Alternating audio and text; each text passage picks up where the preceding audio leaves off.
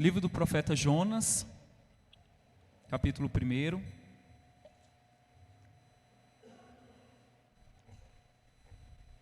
Para a sequência da exposição que foi iniciada na semana passada,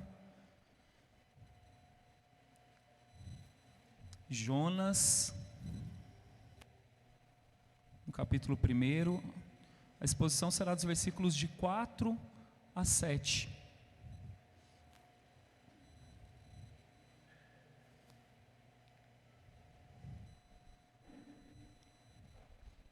Assim nos diz a palavra do Senhor, que é autoritativa, santa, inerrante. Assim nos diz a palavra. Mas o Senhor lançou sobre o mar um forte vento, e fez-se no mar uma grande tempestade, e o navio estava a ponto de se despedaçar. Então os marinheiros, cheios de medo, clamavam cada um ao seu Deus, e lançavam ao mar a carga que estava no navio, para aliviarem o peso dela. Jonas, porém, havia descido ao porão e se deitado, e dormia profundamente. Chegou-se a ele o mestre do navio e lhe disse: que se passa contigo, agarrado no sono? Levanta-te, invoca o teu Deus, talvez assim esse Deus se lembre de nós, para que não pereçamos. E diziam uns aos outros: vinde e lancemos sortes, para que saibamos por causa de quem nos sobreveio este mal. E lançaram sortes, e a sorte caiu sobre Jonas. Feche seus olhos e vamos clamar nesse instante a presença poderosa do nosso Deus. Santíssimo Pai, Tua palavra, Deus, já tendo sido lida, certamente, ó Deus, já nos edifica, porque ela é poderosa, ela é santa, e ela divide, ó Deus, a nossa alma. Ó Santo Deus, que o Senhor venha, ó Deus, por intermédio do Teu servo, falar, ó Deus, ao coração do Teu povo, através da Tua palavra. Que a Tua palavra seja poderosa e viva no coração, ó Deus, na vida de cada um dos Teus filhos e filhas aqui presentes. E que o Senhor nos conduza, ó Deus, que à medida que a Tua palavra for sendo aplicada, que o Teu Espírito Santo mesmo venha aplicar, ó Deus, a palavra a cada ouvinte Teu nessa manhã, porque estamos aqui no nome de Jesus Cristo, nosso Salvador, e no nome dEle oramos. Amém. Queridos, queria já citar Paul Tripp, que essa semana saiu um artigo, Voltemos ao Evangelho, até compartilhei ele, não sei se os irmãos tiveram a oportunidade de ler, mas eu vou trazer um pedacinho dele a título de introdução. Ele diz assim: estou cada vez mais convencido de que há apenas duas maneiras de viver. Primeira, confiando em Deus e vivendo em submissão à sua vontade e ao seu governo, ou tentando ser Deus. Praticamente não há opção intermediária. Como pecadores, nós parecemos ser melhores na segunda do que na primeira. E essa dinâmica espiritual atinge em cheio todas as áreas da vida. Então, meus irmãos, todos os dias, conforme diz Paul Tripp, todos os dias nós lutamos com essa verdade. No mais íntimo do nosso coração há o desejo de sermos deuses de nós mesmos. O diabo continua dizendo hoje: coma do fruto e serão como Deus. Mas nós sabemos que ele mente, que ele é enganador. Nos resta apenas um caminho então, um caminho que conduz à vida. E ele passa pela obediência e pela submissão à vontade de Deus. Porém, como nós veremos hoje na vida de Jonas, isso não é nada fácil. Essa luta do coração é intensa. Há momentos que parece que vai dar tudo errado. Mas você, cristão, terá o encorajamento necessário no fato de que Deus, o nosso Deus, o poderoso Deus, está controlando tudo, está no comando de todas as coisas. Ele está conduzindo todas as circunstâncias para o nosso bem, especialmente aquelas que não compreendemos. E é sobre isso que o texto vai tratar hoje. Para um profeta fujão, é necessário um Deus que não desiste. Deste modo, a grande ideia que o texto nos apresenta é a seguinte: Deus governa e dirige todas as circunstâncias conforme seu propósito soberano para seus filhos, até mesmo os mais rebeldes. E vamos começar então com o nosso primeiro ponto de hoje, que diz o seguinte: Deus, Ele controla a natureza. Vamos ver aqui logo no comecinho, nos versículos 4 e 5, a parte A do versículo. Leia na sua Bíblia. Diz assim: mas o Senhor lançou sobre o mar um forte vento, e fez-se no mar uma grande tempestade, e o navio estava a ponto de se despedaçar. Então os marinheiros, cheios de medo, clamavam, cada um ao seu Deus, e lançavam ao mar a carga que estava no navio, para o aliviarem do peso dela. O que nós vimos até aqui, meus irmãos? Na semana passada começou essa exposição. Um homem recebe um chamado de Deus para uma missão bem específica. Porém, essa missão não se enquadra com a sua vontade. Então esse homem resolve fazer algo bem diferente, exatamente o oposto da vontade de Deus. Ele estava numa tentativa árdua de fugir de Deus, e parecia que estava dando certo. Ele conseguiu comprar a passagem e estava indo. Mas não se engane, as aparências enganam. Nós vemos aqui o controle soberano de Deus agindo para mudar essa história de obstinação. Deus vai procurar o seu servo numa demonstração absoluta de compaixão e de misericórdia. E para isso Ele usa o seu imenso poder. Nesse caso aqui específico, o seu controle total sobre a natureza. O vento e as ondas obedecem a Deus.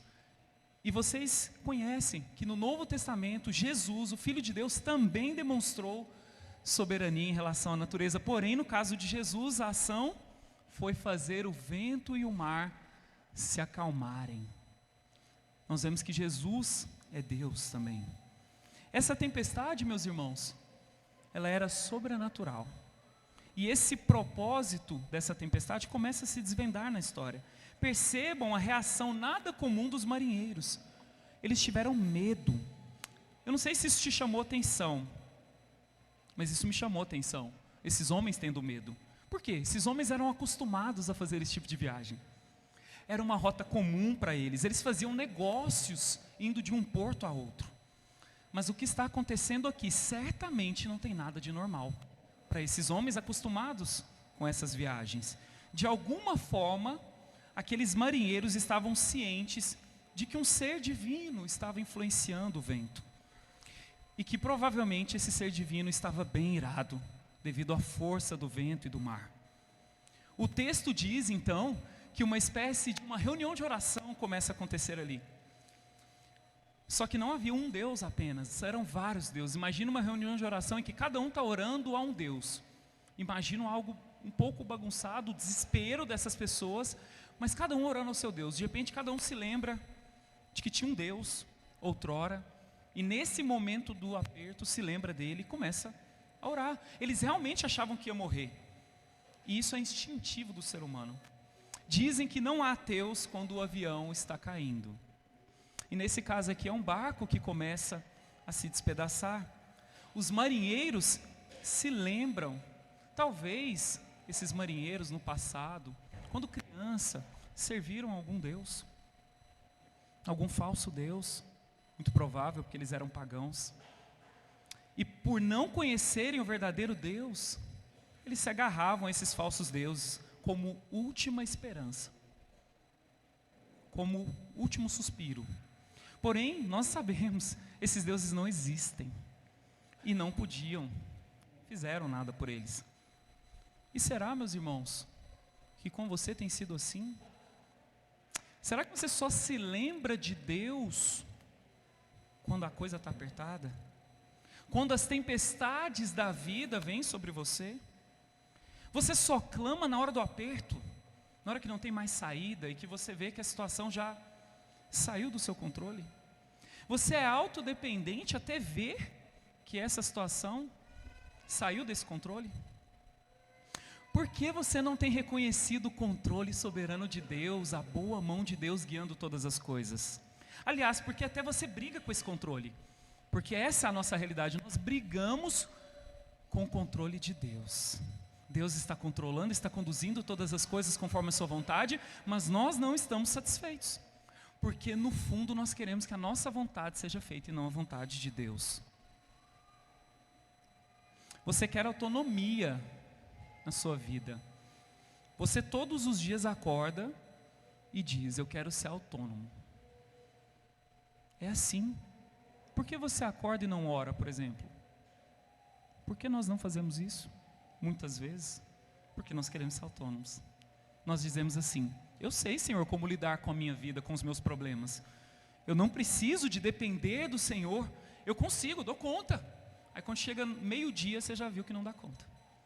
Aí você lembra: Senhor, me ajuda. Isso é, quando lembra, né?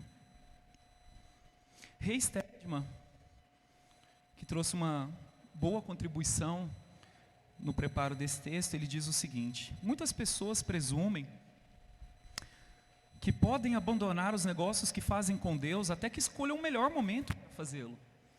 No entanto, é extremamente presunçoso pensar que em um momento de crise seremos capazes de invocar o Deus verdadeiro, se não tivermos lidado com Ele antes. Isso acontece todos os dias.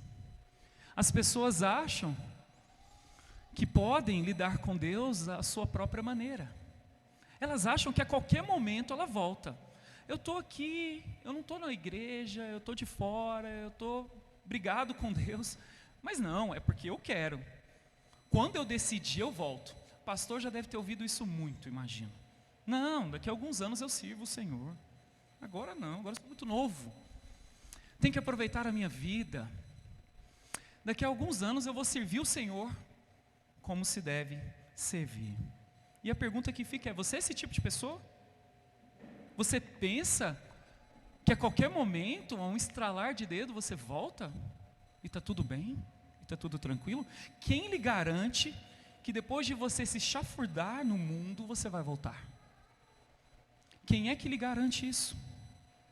E esse pensamento errôneo tem destruído muitas almas. E Satanás quer que você pense dessa forma. Se você estiver pensando assim, é exatamente o que Satanás quer. Ele sussurra: você pode brincar de ser crente. Você pode ter um pezinho aqui, um pezinho acolá e tentar dar uma equilibrada nisso, não tem problema. Ah, meus queridos, esses marinheiros, eles só se lembraram de seus deuses por conta do problema que aconteceu. Não havia um relacionamento.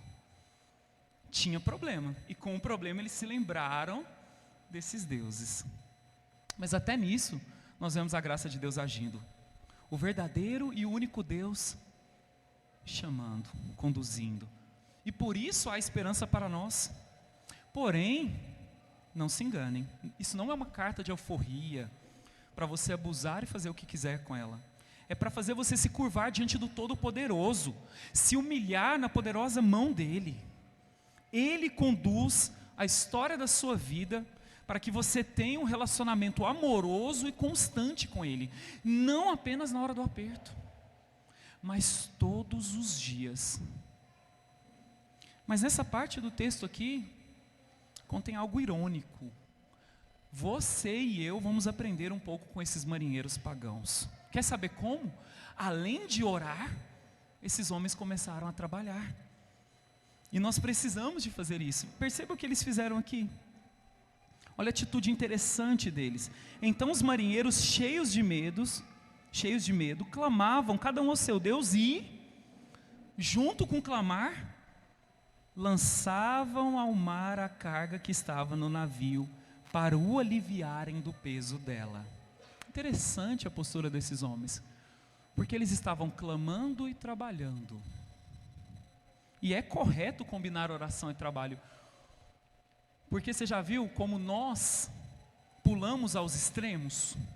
Ou eu quero orar e não fazer absolutamente nada, ou eu quero apenas trabalhar e não depender de Deus e não orar. Mas alguns homens pagãos estão nos ensinando o equilíbrio entre orar e trabalhar. A frase no latim famosa, né? Orare et labutare. Orar e trabalhar. É assim que precisa ser nas nossas vidas. Esses homens pagãos estão nos ensinando hoje o equilíbrio. O barco estava pesado. E eles sabiam, como marinheiros experientes que eram, que precisavam de lançar a carga ao mar. E aí você lendo isso pode te parecer muito pouco, pode parecer algo bem tranquilo que eles fizeram aqui. Mas a questão é a seguinte, eles jogaram no mar todos os bens que eles possuíam, tudo, não ficou nada. Com isso, a esperança deles de fazer novos negócios e obterem lucro se perdeu completamente, foi para o fundo do mar. E nós precisamos de pensar, como está a nossa relação, a sua relação com seus bens, com as coisas que Deus te deu? Sem o que você não viveria? Meus irmãos, essa pergunta precisa martelar na tua mente. Porque a resposta, ela diz muito sobre aquilo que você acredita. Sem o que você não viveria? Será que é algum bem? O meu celular iPhone Plus Top Master 15? A minha casa no Lago Sul, de 4 andares? O quê? Não sei. Estou dando exemplos extremos. Mas talvez seja algo simples. É só você responder. Sem o que você não vive? Você abriria mão de tudo para salvar a sua vida? Porque há relatos na história de pessoas que morreram literalmente agarrado àquilo que tinham. Preferiram morrer do que abrir mão de seus bens, de suas posses para viver.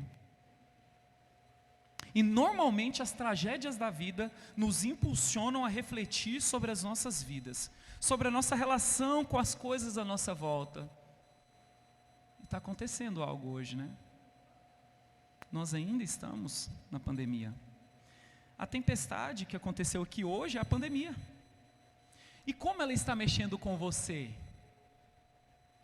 Você tem refletido no meio disso? Como está a relação com as suas posses? Nós vimos pessoas morrerem nessa pandemia sendo riquíssimas, tendo muito dinheiro, sendo milionárias, tendo acesso aos melhores hospitais do mundo, mas morreram. E aí? O que Jesus nos diz? Jesus diz o seguinte: então lhes recomendou: tende cuidado e guardai-vos de toda e qualquer avareza, porque a vida de um homem não consiste na abundância dos bens que possui. Então Jesus está dando a resposta.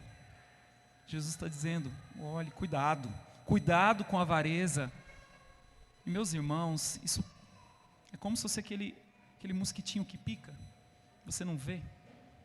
Quando você vê, você já é uma pessoa avarenta, você já vive pelos seus bens, você está preocupado mais com isso que com qualquer outra coisa ao seu redor. E Jesus está nos dando esse alerta: a vida de um homem não consiste na abundância dos bens que possui. Outro destaque aqui no texto é que a atitude desses marinheiros, tomados de medo, nos revela a superficialidade com que a imensa maioria das pessoas desse mundo lidam com seus problemas. E nisso um comentarista diz o seguinte: a raiz do problema aqui não era o peso da carga, nem mesmo a violência da tempestade. Homens pensam nesses termos, focando a sua atenção em circunstâncias e soluções mais evidentes. O problema do navio a caminho de Tarsis era o pecado, que se escondia em seu porão. Semelhantemente, os problemas da humanidade resultam da culpa e da miséria provocadas pelo pecado. Assim como os marinheiros na tempestade, o homem natural também procura a ajuda de Deus para se afastar do perigo, mas raramente pensa em mover do pecado, em remover o pecado. E isso acontece todos os dias.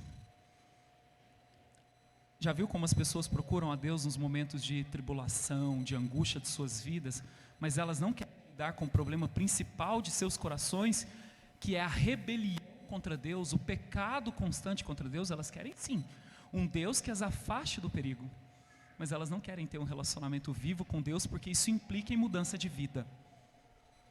Então o problema que atingiu o navio era consequência do pecado. Evidentemente de todos ali eram pecadores, mas especialmente o de um homem, de Jonas. E não sejamos simplistas. O nosso problema não é o nosso chefe, não é a falta de dinheiro, não é os nossos filhos, o nosso cônjuge, a incompreensão das pessoas que não entendem a gente. Nada disso. O problema é o pecado. O meu e o seu problema, não se engane, é o pecado. Não são as circunstâncias, é o pecado. Mas então por que você não confessa os seus pecados? Por que você está tão duro, reticente? É possível que você esteja endurecido espiritualmente, como Jonas. Porém, meus irmãos, Deus está longe de desistir, ou mesmo de perder o controle. E nisso nós entramos no nosso segundo ponto, que diz o seguinte: Deus controla todas as coisas, de tal forma a enfatizar que o endurecimento espiritual é um fato. Veja aí na 5, parte B. Finalmente ele aparece. Jonas, porém, havia descido ao porão e se deitado e dormia profundamente. Não sei se você já tinha reparado, mas eu já estava sentindo falta dele. Cadê Jonas? Já aconteceu muita coisa aqui, cadê Jonas?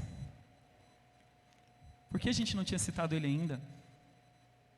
Deus está agindo aqui, mas Jonas está dormindo profundamente. A pergunta é: como? Como um homem, no meio da maior tempestade vista por aqueles homens naquele tempo, como esse homem dorme? Como alguém pode dormir em uma tempestade, no meio dessa tempestade, dessa magnitude? Por certo, meus irmãos, a dureza de seu coração indiferente permitiu que ele dormisse. Havia uma tempestade interna no coração de Jonas, que o alienou totalmente das questões externas. Imagine, tente só imaginar, o peso de alguém que está fugindo ou tentando fugir de Deus. Imagine o coração deste homem, o peso que ele carregava. A ironia aqui, mais uma vez, é que enquanto os pagãos tentavam inutilmente pedir o favor de deuses falsos, entre outras coisas, o único homem que sabia a causa do problema e conhecia quem estava por trás disso, que é o Deus verdadeiro, estava dormindo. Já consigo imaginar o seu coração nesse momento, julgando Jonas. Mas antes que isso ocorra, eu quero te dizer uma coisa. Você que está aqui, você é igual a Jonas. Você é igual a Jonas. Como assim? Jonas aqui está te representando. Porque você, muitas vezes, é indiferente ao mundo à sua volta. Você não está preocupado com as pessoas, com o destino eterno das pessoas. As pessoas estão morrendo sem Jesus. E você, o que está fazendo? Você está dormindo. Você está letárgico, apático. Nessa pandemia, você deveria estar gritando a salvação de Deus a plenos pulmões, se importando realmente com as pessoas. Mas se você não se importa nem com alguém próximo de você que está morrendo de fome, como irá preocupar-se com a salvação dessa mesma vida? A pandemia revelou e revela o que realmente cremos. E ela revelou um egoísmo sem medida. E tudo isso, toda essa história, revela que o nosso coração é duro, igual o de Jonas. A natureza do sono de Jonas é devastadora e é muito parecida com a apatia do cristão negligente. Stedman faz algumas aplicações interessantes que eu gostaria de aplicar com vocês. Jonas dormiu em um lugar onde ele esperava que ninguém o visse e incomodasse. Cristãos adormecidos gostam de se esconder no meio da igreja. Você está assim? Quando tem uma oportunidade de trabalho na igreja, você se esconde, você dá um jeito de camuflar no meio das pessoas para que ninguém te veja e te chame para o trabalho? Você está fazendo isso? Você está fazendo como Jonas? Jonas dormiu em um lugar onde não poderia ajudar com o trabalho que precisava ser feito. Ele estava no porão, cristãos letárgicos ficam longe da obra do Senhor. E aqui é maior, a obra do Senhor. Por exemplo, com as pessoas que estão se perdendo. Como você está nessa questão? Jonas dormia quando havia uma reunião de oração no convés. Cristãos adormecidos não gostam de reuniões de oração. Você, sinceramente, gosta de reunião de oração? Jonas dormia e não tinha ideia dos problemas ao seu redor. Os cristãos letárgicos não sabem o que realmente está acontecendo, estão fora de realidade, estão desconectados de tudo. Você tem ciência de que você está assim? De que você está à parte? Os problemas estão acontecendo e você fez uma redoma e está dentro dela? Jonas dormia quando estava em um grande filme. Cristãos adormecidos estão em perigo, mas eles não sabem disso. Você tem consciência do perigo espiritual que você está correndo? Jonas dormiu enquanto pagãos precisavam dele. Cristãos adormecidos roncam enquanto o mundo precisa da mensagem e do testemunho. Você está pregando o Evangelho? Você está levando as boas novas de salvação ao mundo que clama por isso? Eu sei o que está se passando na sua mente. Você talvez está pensando mais ou menos assim: eu já trabalhei muito para o Senhor no passado, isso não conta? Ou outra coisa: eu tenho feito sim, eu tenho feito muitas coisas para Deus. Será? Talvez você esteja apenas sonhando, vivendo no campo das ideias, do planejamento, longe da ação. Você pode estar dormindo espiritualmente, porém contempla a si mesmo e acha que está tudo certo. A advertência de Cristo é dura. Veja o que ele diz: nem todo o que me diz Senhor, Senhor entrará no reino dos céus, mas aquele que faz a vontade de meu Pai que está nos céus. Muitos naquele dia hão de dizer-me: Senhor, Senhor, porventura não temos nós profetizado em teu nome, e em teu nome não expelimos demônio, e em teu nome não fizemos muitos milagres? Então lhes direi explicitamente: nunca vos conheci. Apartai-vos de mim, os que praticais a iniquidade. Mateus 7, 21, 23. Como saber então? Como saber se eu estou endurecido pelo pecado? Se o pecado já me enredou? Se eu estou com os meus sentidos afetados pelo pecado? Spurgeon diz assim: nenhum cristão está acordado, a menos que ele firmemente determine servir ao seu Deus com justiça e sem falta. Senso de urgência, meus irmãos. Esse senso de urgência em relação às coisas espirituais é um indicativo. Ele revelará se estás letárgico espiritualmente ou se tens uma fé operosa, diligente. Veja o contraste de Jonas com Cristo. Enquanto Jonas fez de tudo para não fazer o que tinha que fazer, Jesus, o nosso Salvador amado, agiu bem diferente. O texto de Marcos diz: ora, levantou-se um grande temporal, como Jonas, e as ondas arremessavam contra o barco, de modo que o mesmo já estava a encher-se de água, e Jesus estava na popa, dormindo sobre o travesseiro. Há uma diferença clara entre Jonas e Jesus. Mas a nossa dureza de coração e rebeldia, nós ficamos como Jonas, no porão. Eu não quero que ninguém me encontre. Nós pensamos assim: estamos no controle, está tudo ok. Eu vou ficar aqui escondido e nada vai acontecer. Lê do engano. Mas Deus, em sua soberania, não permite que fiquemos assim. Ele nos enviou Jesus, que em sua confiança plena e tranquila, ele dormia na popa do barco. Ele não estava escondido. Aqui é necessário...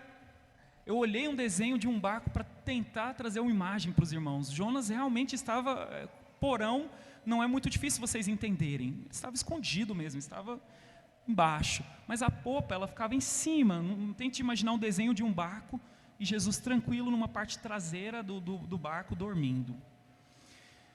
Jesus não estava escondido, meus irmãos. Ele é o nosso Salvador. Ele dormia tranquilamente, ele estava pronto para agir, caso fosse necessário. E a continuidade da história fala que foi necessário e ele agiu. Ele está nesse momento aqui, hoje, agora, está te procurando. Até quando você vai fugir? Mas Deus, meus irmãos, num terceiro tópico, Ele controla as conversas, as interações humanas. Veja aí no versículo 6 da sua Bíblia.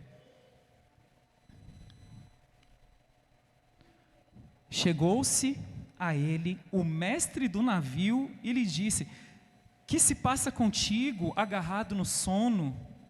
Levanta-te, invoca o teu Deus, talvez assim esse Deus se lembre de nós, para que não pereçamos.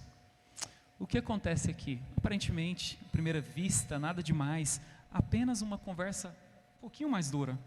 Mas nós vamos aprofundar nos detalhes. Não é qualquer conversa. Deus está agindo aqui. Deus está agindo nessa interação. Ela é divinamente guiada. O letárgico Jonas está dormindo. Até que chega o mestre do navio e lhe diz: que se passa contigo, agarrado no sono.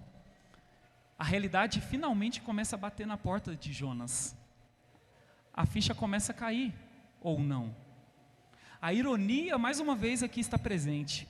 Um marinheiro pagão estava pedindo a Jonas que clamasse ao seu Deus, o Deus verdadeiro. Porém, ele só estava ali naquele navio para escapar desse mesmo Deus. Que repreensão Deus está usando aqui? Deus está pegando um homem pagão. Deus está pegando um homem ímpio para bater em... Acorda, Jonas. Ore. Jonas, ore. Você não está orando, Jonas. Todo mundo vai morrer. Um pagão está pedindo para um crente orar. Deus, em seu controle amoroso, e eu quero que vocês fiquem com isso na mente, não quis deixar Jonas chegar a Tarsis com seu coração endurecido. Ele antes trabalha as interações, até mesmo usando pessoas completamente ímpias, para causar o despertamento espiritual de Jonas. Assim Ele também faz conosco. Se você é crente, Ele já fez isso com você e continua fazendo, porque a ação dele não para. E creia, isso é muito bom. O mundo, meus irmãos, está esperando uma postura nossa. Se somos realmente crentes, as pessoas devem ver o nosso cristianismo. Você tem a oportunidade hoje de viver para Deus e de fazer a sua obra. Ou você vai ficar esperando o ímpio lhe dizer: que se passa contigo? Que se passa contigo? Acorda. Por que você não vive de acordo com o que você crê? Por que há tanta distância entre a mente e o coração? Hugh Martin diz: estamos permitindo muitas vezes que uma oportunidade valiosa passe sem aproveitarmos? Vocês estão tendo cuidado, irmãos crentes, em tempos de provação, adversidade, pobreza, ansiedade, luto, de mostrar ao mundo como a graça de Deus, como a fé em Jesus, como a comunhão com o Espírito podem bastar para manter sua alma em perfeita paz e perfeita paciência? Você está demonstrando ao mundo, através da sua vida, que no meio de uma pandemia, você pode dizer: eu tenho paz, porque Deus está no comando. As pessoas estão vendo isso? Você pode dizer que você tem tranquilidade hoje, mesmo com pessoas morrendo, porque Deus está no comando? Se você está aqui hoje, isso demonstra que você está pelo menos buscando isso, que você está querendo a comunhão, que você está demonstrando fé, que a graça de Deus te trouxe aqui. Em meio às tempestades da vida, o mundo precisa das nossas orações. Somos um povo santo, um povo separado de Deus. Deus tem colocado certamente pessoas em seu caminho, para que você cuide espiritualmente delas. E aqui eu não me refiro apenas aos da fé, aos seus irmãos que estão aqui do seu lado, mas eu me refiro também aos de fora, às suas interações, especialmente elas. Deus quer que você haja nelas. Deus quer que você dê um bom testemunho para essas pessoas, para que elas possam ver Jesus, para que o desespero delas possa ter um pouco de calma e paz ao olhar e ver que Jesus age na sua vida. Você tem aproveitado então as oportunidades que Ele soberanamente dispõe na sua caminhada cristã? Ou você prefere ficar dormindo em um estado de inanição absoluta? A Escritura diz, pelo que diz: desperta, ó tu que dormes, levanta-te entre os mortos, e Cristo te iluminará. Você pode orar pelas pessoas, você pode atender às suas necessidades físicas e deve fazer, mas o Evangelho é mais importante. Você precisa pregar as boas novas para este mundo caído. O mestre do navio queria ver Jonas clamando, e as pessoas do mundo também estão olhando para dentro da igreja e perguntando: o que vocês cristãos têm a dizer? Estamos em uma pandemia, o que vocês estão dizendo? Qual palavra está na boca e no coração de vocês? Porém, você só conseguirá fazer algo pelas pessoas do mundo se você estiver acordado. Jonas precisou desse choque de realidade para enfim clamar. Você precisa clamar também, não deixe para amanhã. O mundo é capaz de alcançar muita coisa por conta própria. Pela graça comum eles conseguem resolver problemas econômicos, estabelecerem tratados de paz. Porém, há algo que só você que está aqui, só você pode fazer pelo mundo. Só você, crente, conhece a Deus. E só você pode pregar, porque você conhece esse Deus. Você precisa ser sal e luz neste mundo. A pergunta é: você está sendo sal e luz? Ou você é só mais um, infiltrado, escondido, como um agente secreto, vivendo nesse mundo? Aproveite a liberdade que Deus está te dando hoje.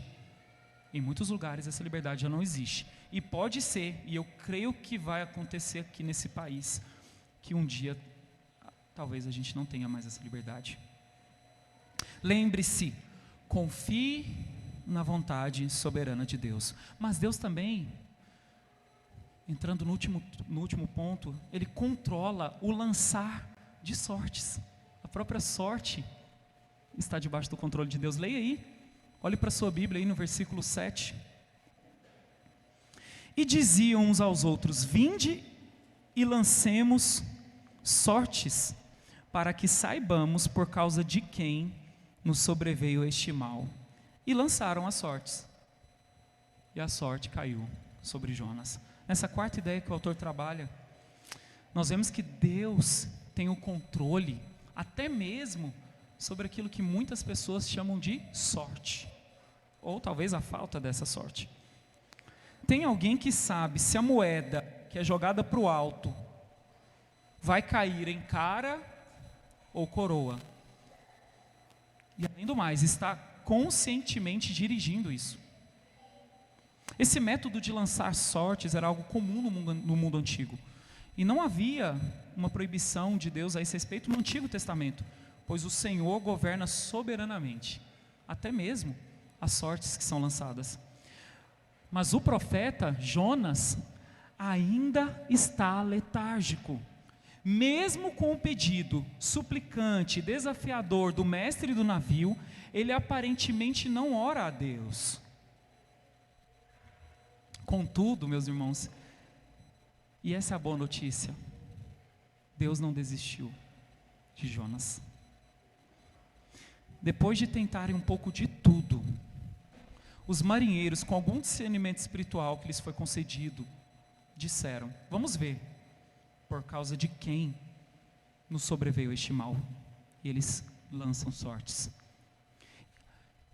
Pare para imaginar um pouco. Jonas estava lá, nessa hora, acordado, vendo essas coisas acontecerem. Como estava o coração de Jonas? Ele sabia. Meus irmãos, Jonas sabia de tudo. Ele sabia por que estava acontecendo o que estava acontecendo. Aqueles homens estavam perdidos, desesperados, mas havia alguém ali calado, inerte. Ele não se importou com o desespero daqueles homens. E esse homem era profeta. Isso não te causa nenhum temor? Então sobre quem a sorte cai? Evidente que sobre Jonas. Ah, meus irmãos, a graça está indo atrás de Jonas. Mais uma chance será dada a Jonas. Percebem a ação de Deus? Como Deus está conduzindo tudo? As interações, o vento, o mar, todas as coisas, o lançar de sortes. Ele está trabalhando, Deus está trabalhando arduamente para despertar o seu profeta. Você talvez, sendo como eu, já teria abandonado e dito: já chega, não aguento mais, não quero ouvir mais falar desse tal de Jonas, chega. Mas, sempre tem um mas, né? Mas, e é isso que é o mais importante, Deus não age assim. Ele não trabalha pressionado pelo nosso relógio. Deus não trabalha contando horas. Ele é paciente, Ele é longânimo. Ele quer que seu profeta seja mais santo. Porém, a forma que Ele trabalha é surpreendente. A maravilhosa graça de Deus no seu estado puro, em ação. Desmond Alexander esclarece que não é surpresa quando Jonas é sorteado. Essa é apenas mais uma demonstração do controle soberano de Deus sobre os acontecimentos. E esse controle, meus irmãos, ele visa unicamente levar seu profeta ao arrependimento, para que assim ele cumpra o seu chamado inicial. Mas perceberam, meus irmãos, quantas coisas aconteceram no caminho, estão acontecendo? Quantas vidas, quantos corações estão sendo divinamente atingidos nessa história? Jonas até esse momento não reagiu. E isso serve para você como um alerta. Você não precisa passar por isso. Você pode ver esse exemplo e clamar misericórdia. Hoje Jesus está te chamando. Você consegue ouvir a sua voz? O comentarista diz: que vergonha um pagão ter de chamar o profeta de Deus para orar, como o muçulmano, com seus 5 períodos de orações diárias. 5.